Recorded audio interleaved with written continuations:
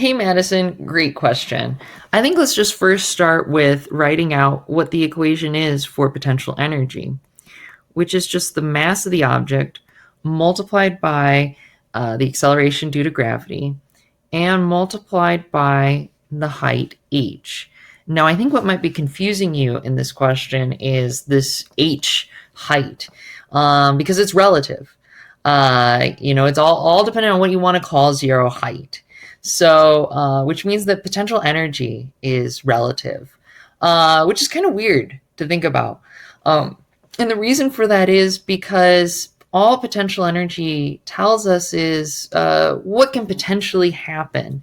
Uh, you might think of like if this box were to fall, it would hit the table with much less speed than if it were allowed to fall all the way down to the floor. And we can experience this too, right? If we catch something falling from a bookshelf or something, if we catch it right as it falls off the shelf, it's much easier to do than if you're trying to catch it right as it's about to hit the ground. And that's potential energy right there.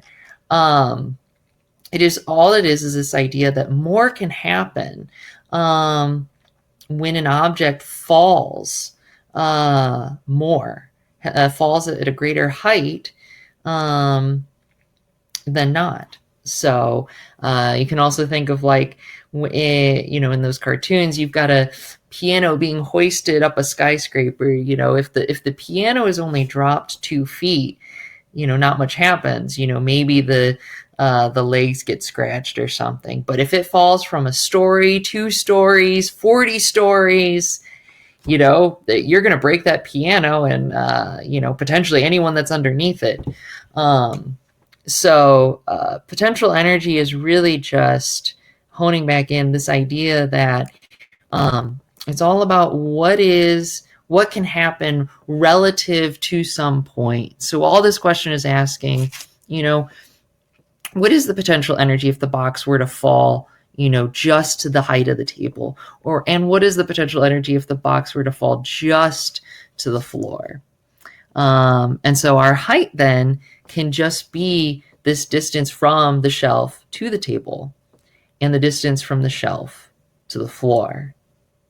So I'll let you do all the algebra, but I hope this helps maybe clear up kind of the concept of potential energy. So, and let me know if you have any more questions.